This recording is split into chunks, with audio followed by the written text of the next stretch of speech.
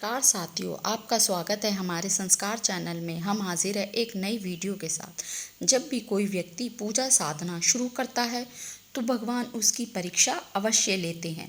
अक्सर पूजा पाठ करने वाले लोगों को यह शिकायत रहती है कि हम इतनी पूजा पाठ करते हैं, फिर भी हमारे जीवन में इतना दुख और परेशानियां क्यों आती हैं। हम मंदिर भी जाते हैं, दीप धूप भोग सब भगवान को अर्पित करते हैं, मंत्र जाप भी करते हैं, फिर भी जीवन में दुख खत्म होने का नाम नहीं लेता। भक्तों के दिमाग में यह बात होती है कि उन्हें केवल सुख मिले, उनकी सभी मनोकामनाएं पूरी हो जाएं, लेकिन ऐसा हमेशा नहीं होता। कई बार भक्तों और साधकों के जीवन में एक ऐसा समय आता है जो उन्हें पूरी तरह से तोड़ देता है। उस समय उनका विश्वास डगमगा जाता है। कुछ भक्त भगवान का नाम लेना छोड़ देते हैं और कुछ तो नास्तिक भी हो जाते हैं, क्योंकि वह उन परिस्थितियों को सहन नहीं कर पाते हैं। यह नहीं समझ पाते कि उनके साथ ऐसा क्यों हो रहा है। दोस्तों, जब साधक और भक्तजन कहते हैं कि हमें परेशानियां लगातार आ रही हैं, दुख खत्म होने का नाम नहीं ले रहा है, तो वह समय होता है जब भगवान की परीक्षा अपनी चरम सीमा पर होती है। उस समय साधक पूरी तरह से टूट जाता है। आज की वीडियो में हम आपको उन संकेतों के बारे में बताएंगे जिनसे आप जान पाएंगे कि भगवान की परीक्षा चरम सीमा पर है या अंतिम पड़ाव है जिसे आपको पार करना है। और इस पड़ाव पर अधिकतर साधक हार मान लेते हैं, परीक्षा में फेल भी हो जाते हैं। लेकिन दोस्तों, यह वह समय है जब आपको हार नहीं माननी है। तो आइए जानते हैं उन संकेतों के बारे में। लेकिन उससे पहले अगर आप हमारे चैनल पर पहली बार आए हैं तो हमारे चैनल को सब्सक्राइब जरूर कर लें और बेल आइकन को प्रेस करके ऑल पर भी क्लिक कर लें। वीडियो को अंत तक देखिएगा और वीडियो पसंद आए तो लाइक और शेयर जरूर करें।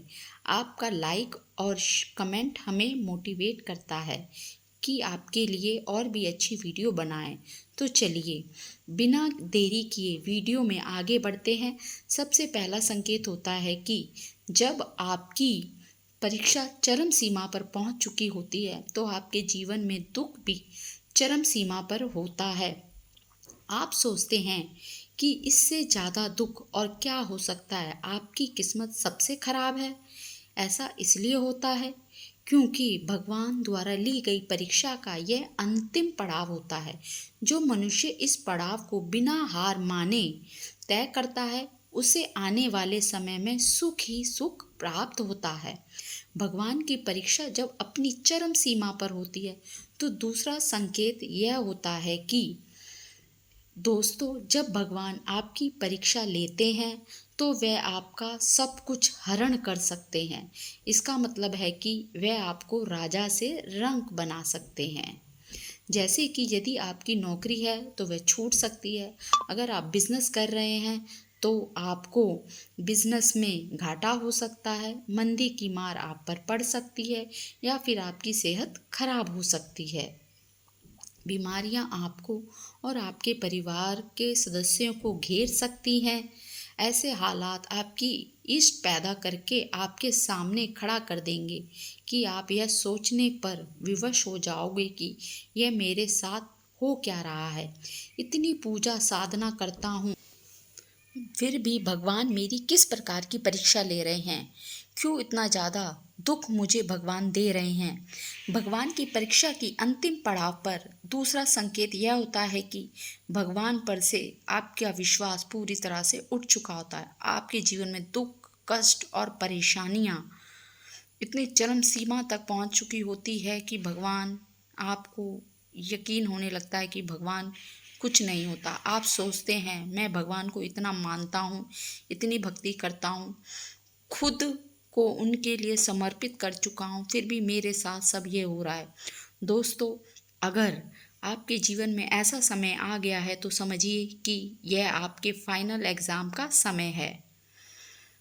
आपके छोटे मोटे टेस्ट तो वह हो चुके हैं, अब यह फाइनल एग्ज़ाम है जिसमें आपको पास होना है। इस परीक्षा को पार कर लेने पर ईश्वर का मिलन संभव है। तीसरा संकेत होता है कि आप अपना सम्मान बिल्कुल खो चुके होते हैं। जब आप पूजा पाठ या ध्यान साधना में बैठते हैं तो घर के सदस्य जैसे आपके पिताजी, माँ, पत्नी या भाई आपको उल्टा सीधा बोलने लगते हैं। आपका घर में कोई सम्मान नहीं रह जाता, कोई आपकी इज्जत नहीं करता। रिश्तेदार और परिवार वाले आपको ताने मारते हैं, कहते हैं कि इससे कोई काम नहीं होता, यह पूजा ढोंग करता है, घर में क्या चल रहा है इससे इसको कोई मतलब नहीं, राशन घर में कैसे आएगा इससे भी कोई मतलब नहीं, नौकरी नहीं करेगा तो घर का खर्चा कैसे चलेगा, पैसे की इतनी दिक्कत है लेकिन इसको कोई फर्क नहीं पड़ता। इस तरह की बातें आपको सबसे सुनने को मिलती। भगवान सिर्फ आपको परख रहे हैं। चौथा संकेत यह है कि संसारिक सभी वस्तुओं और सुखों से बिल्कुल हट चुका होता है। आपको कुछ भी अच्छा नहीं लगता है, अच्छा भोजन ही, अच्छे कपड़े ही, कोई सांसारिक सुख। आप ईश्वर की पूजा साधना इन सांसारिक भौतिक सुखों की प्राप्ति के लिए नहीं करते हैं, आपको ईश्वर को पाना होता है। इसके विपरीत कई बार ऐसा भी होता है कि जो भक्त होते हैं वे बुरी तरह परीक्षा से टूट जाते हैं और पूजा पाठ ध्यान करना छोड़ देते हैं। कुछ लोग सोचते हैं कि अब बहुत हो गया, अब मैं और ध्यान में नहीं बैठूंगा, ना ही धूप दीप जलाऊंगा, ना पूजा पाठ करूंगा। लेकिन दोस्तों, अगर भूल से भी आपके मन में ऐसे विचार आए तो आप उसी समय फेल हो जाएंगे। यही असली परीक्षा है। आपको ध्यान साधना नहीं छोड़नी है, पूजा पाठ नहीं छोड़ना है।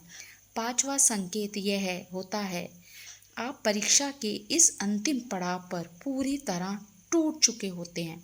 आपको कई बार ऐसा महसूस हो सकता है कि अब तो मेरे जीवन में अंधकार के सिवा भी कुछ नहीं है, मेरा जीवन ही व्यर्थ है, मुझसे तो कोई भी प्रसन्न या खुश है नहीं है, कोई मेरा नहीं है, मैं क्यों जी रहा हूँ, मेरा ना कोई काम बन रहा है और ही मुझे ईश्वर ही मिल रहे हैं। मैं इस संसार को, अपने परिवार को कुछ नहीं दे सका। इस प्रकार के नकारात्मक विचार मन पर हावी हो जाते हैं।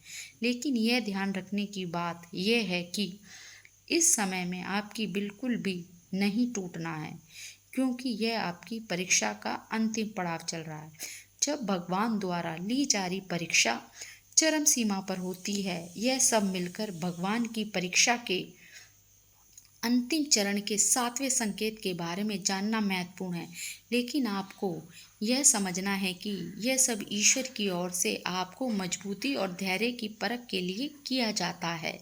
इन परीक्षाओं से गुजर कर ही आप सच्चे अर्थों में ईश्वर के सानिध्य में पहुंच सकते हैं।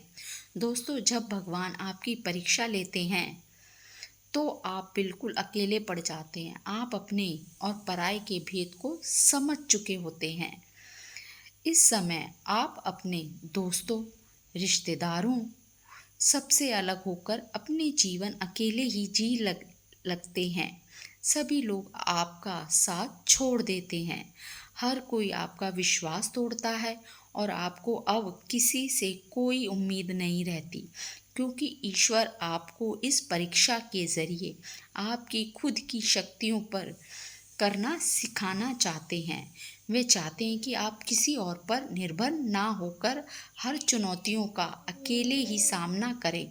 तो दोस्तों, अगर आप भी भगवान की परीक्षा के इस अंतिम पड़ाव तक पहुंच गए हैं, जहां आपके जीवन में दुखों की हद पार हो चुकी है, तो बस कुछ देर और इंतज़ार करें। सुख आपसे दूर नहीं है, आपकी परीक्षा बहुत जल्दी ही ख़त्म होने वाली है। यह नीति आपको आगे बहुत कुछ देगी। जैसे कहा जाता है, जब नीति आपको कुछ देने वाली होती है तो उससे पहले सबको आजमा लेती है। बस आपके साथ भी यही हो रहा है। आपको अभी हिम्मत से काम लेना है। कुछ दिनों बाद आप लोगों को अपनी सफलता की कहानी सुनाओगे, इसलिए अभी इसी वक्त हार मानकर परीक्षा में फेल मत हो जाना। वीडियो में कोई भी गलती हो गई हो तो माफ़ कर देना। प्लीज़ लाइक करें, सब्सक्राइब करें, कमेंट में कमेंट ज़रूर लिखें। ओम नमः शिवाय।